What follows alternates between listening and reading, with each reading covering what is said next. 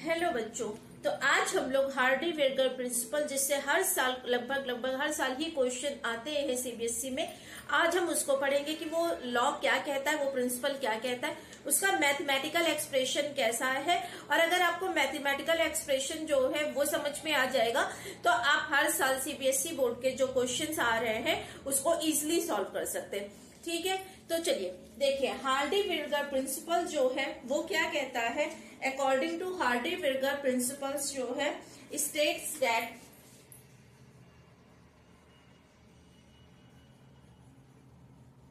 Large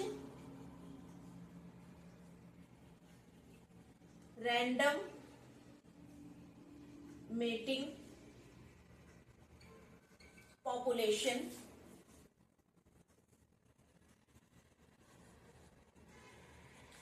with no evolutionary history। देखिए, अभी मैं आपको बता रही हूँ एक्सप्लेन, अभी मैं आपको एक एक पॉइंट एक्सप्लेन करूंगी। ठीक है, population with no evolutionary history. अब इवोल्यूशनरी हिस्ट्री क्या हो सकती है बेटा? No mutation. ठीक है, कोई जीन फ्लो ना हो और जेनेटिक ड्रिफ्ट।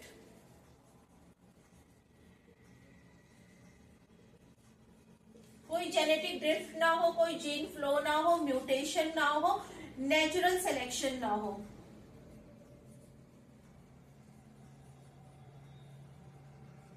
ठीक है, तो हार्डी-वेगर प्रिंसिपल स्टेट्स दैट, मार्क करिए, लार्ज पॉपुलेशन। ये सारी कंडीशंस है इनकी कि ये जब इक्विलिब्रियम की जो इन्होंने इक्वेशन निकाली है वो इन सब कंडीशंस को फुलफिल करने के बाद ही मिलेगी।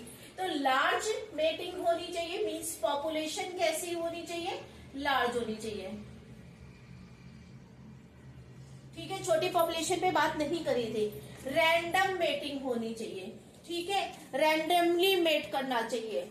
ठीक है, with no evolutionary history, or you can say that no evolutionary force। कोई भी evolutionary forces नहीं होने चाहिए। अब evolutionary force क्या होंगे, कहां से चेंज आएंगे? या तो म्यूटेशन से आ सकते हैं, या जेनेटिक ड्रिफ्ट से आ सकते हैं, या फिर कोई पॉपुलेशन में कोई जीन जो है वो दूसरे जीन पूल से आ जाए, ये हो सकता है। या क्या हो सकता है कि नेचुरली सिलेक्शन हो, कोई नेचर जो है किसी बेस्ट जीन को सेलेक्ट करे, वर्स्ट जीन जो है उसको रिजेक्ट करे। तो ये सारे फिनोमिना नहीं होने चाहिए। तो कंडीशन क्या क्या होनी चाहिए? With no mutation, no genetic drift, no gene flow और रैंडम मेटिंग होनी चाहिए। कोई नेचुरल सिलेक्शन नहीं होना चाहिए। इनके पॉइंट से भी जो है क्वेश्चन आ जाता है कि जो हार्डी-वेगर इक्वेशन है वो किस पे बेस है, कौन कौन से उसके लिए कंडीशंस होनी चाहिए जिसको वो फॉलो करता है। तो ये सब याद रखिएगा, ये बहुत इंपॉर्टेंट पॉइंट है। म्यूटेशन नहीं होना चाहिए, कोई जीन फ्लो या जेनेटिक ड्रिफ्ट नहीं होनी चाहिए, नेचुरल सिलेक्शन नहीं होना चाहिए। अब जब ये सब चीजें नहीं होंगी और लार्ज रैंडम मेटिंग होगी तो क्या होगा? जब ये नहीं होगा, इवोल्यूशनरी फोर्सेस, इवोल्यूशनरी हिस्ट्री नहीं होगी और लार्ज पॉपुलेशन में रैंडम मेटिंग होगी तो क्या होगा बेटा?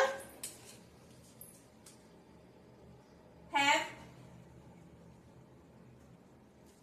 Allylic frequency constant over generation to generation।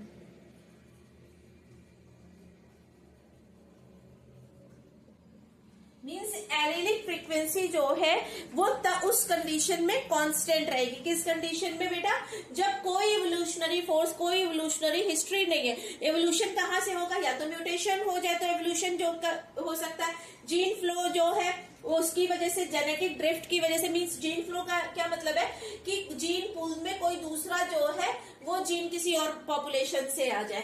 Natural selection जो है, नेचुरल सिलेक्शन ना हो, कोई बेस्ट और वर्स्ट जीन ना हो। मीन्स नेचर किसी को ना सेलेक्ट करे, जितने भी जीन्स है, जितने भी एलिल्स है वो इक्वली जो है इम्पोर्टेंट हो। तो क्या होगा फिर उस केस में? Allelic frequency constant over generation to to generation. जो एलिलिक फ्रीक्वेंसी है, जो हमारे एलिल है, उनकी फ्रीक्वेंसी जो है वो कांस्टेंट रहेगी over generation to generation. Means कोई चेंज नहीं आएगा। लेकिन क्या ये पॉसिबिलिटी है? ऐसा कुछ भी नहीं होता है बेटा। चेंज आते हैं, म्यूटेशन होता है, जेनेटिक ड्रिफ्ट होती है, जीन पूल जो है वो डिस्टर्ब होता है, एवोल्यूशन होता है। यही तो हम स्टार्टिंग से चैप्टर में पढ़ते आ रहे हैं। तो जब एवोल्यूशन होता है, इसीलिए इनकी जो ये थी हार्डी-विल्गर प्रिंसिपल और हार्डी-विल्गर लॉ जो है, इसको हम लोगों ने क्या बोला, मैंने क्या, साइंटिस्ट ने क्या बोला था कि ये जो है एक एजम्पशन है बट ट्रू नहीं है। ठीक है, रियल नहीं है। क्योंकि बेटा ऐसा हो ही नहीं सकता कि किसी पॉपुलेशन में म्यूटेशन ना हो, कोई जीन फ्लो ना हो, कहीं से जीन आ जाए या इस पॉपुलेशन से कहीं जीन चले जाए। ठीक है, कोई जेनेटिक ड्रिफ्ट ना हो, या फिर नेचर जो है वो सेलेक्ट ना करे। मीन्स इवोल्यूशनरी फोर्सेस तो अप्लाई होते ही होते हैं। और अगर इवोल्यूशनरी फोर्सेस अप्लाई होते हैं तब तो इनका जो प्रिंसिपल है वो वर्क ही नहीं करेगा। तब क्या है कि इनका प्रिंसिपल क्या, एलिलिक फ्रीक्वेंसी जो है वो कांस्टेंट होगी ओवर जनरेशन टू जनरेशन। ठीक है, तो ये तो इनका जो इन्होंने बोला था वो स्टेटमेंट मैंने आपको बता दिया कि किस तरह से जो है एलिलिक फ्रीक्वेंसी डिस्टर्ब हो सकती है और किस तरह से कांस्टेंट होगी, डिस्टर्ब होगी इवोल्यूशनरी फोर्सेस से। अब इसका मैथमेटिकल एक्सप्रेशन देख लीजिए। इन्होंने इसको मैथमेटिकली जो है वो बाइनोमियल थ्योरम के फॉर्म में एक्सप्लेन किया था। मीन्स a प्लस बी का होल स्क्वायर अगर आप करें तो आपको क्या मिलता है, a square plus B square plus 2ab, यही मिलता है ना। तो इनकी इक्वेशन इसी बाइनोमियल एक्सप्रेशन पे ही बेस है।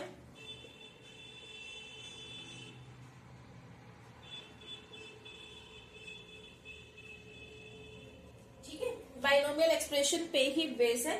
P square plus Q square plus 2pq equal to 1। ठीक है,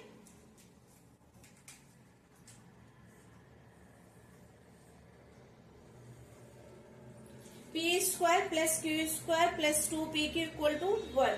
ठीक, अब ये p क्या है बेटा, एलिलिक फ्रीक्वेंसी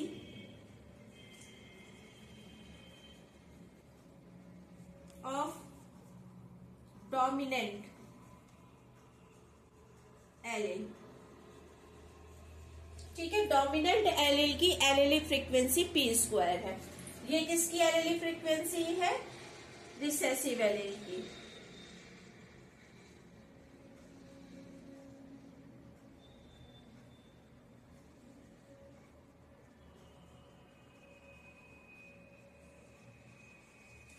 ये तो पी क्यू आपको समझ में आ गया कि पी क्यू जो है वो क्या है।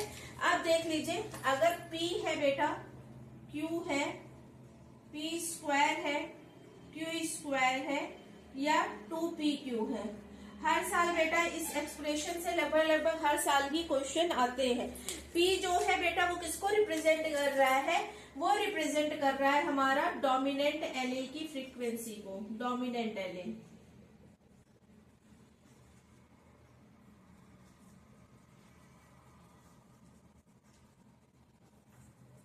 Q जो है वो किसको रिप्रेजेंट कर रहा है, रिसेसिव एलील की।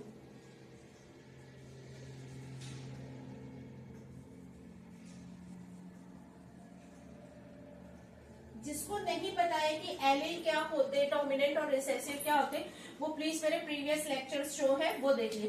पी स्क्वायर क्या कंडीशन है, जो इन्होंने बेटा लिया था वो कैपिटल ए और स्मॉल ए लिया था। कैपिटल ए जो है वो किसको रिप्रेजेंट कर रहा है, डोमिनेंट एलील को, और स्मॉल ए जो है वो रिसेसिव एलील को रिप्रेजेंट कर रहा है। ठीक है, तो पी स्क्वायर किसको रिप्रेजेंट करेगा बेटा, मैं यहाँ पे लिख दे रही हूँ, यहाँ पे शायद वहां का क्लियर नहीं हो रहा है। पी स्क्वायर का क्या मतलब हो गया कि डोमिनेंट एलील प्रेजेंट है होमोजाइगस कंडीशन में। Capital a means homozygous condition में।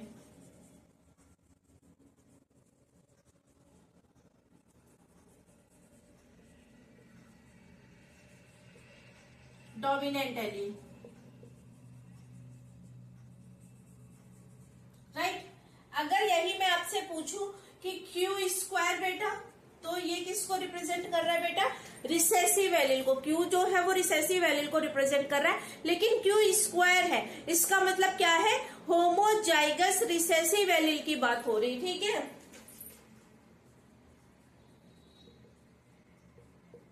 होमोजाइगस, और you can say that small A and small A, right. अब 2pq जो है वो किसको रिप्रेजेंट करेगा बेटा, ये जो 2pq है ये किसको रिप्रेजेंट कर रहा है, हेट्रोजाइगस कंडीशन को।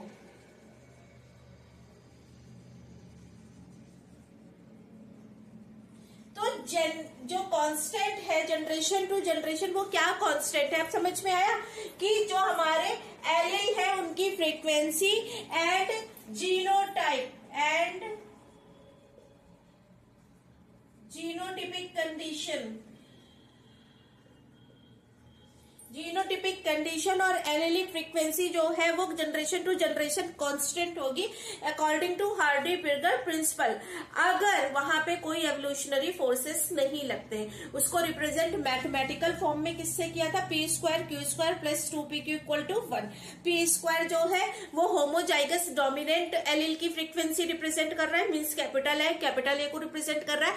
क्यू स्क्वायर जो है वो होमोजाइगस रिसेसिव एलील की कंडीशन रिप्रेजेंट कर रहा है, एलेलिक फ्रीक्वेंसी को। 2pq जो है वो क्या रिप्रेजेंट कर रहा है, हेट्रोजाइगस कंडीशन रिप्रेजेंट कर रहा है।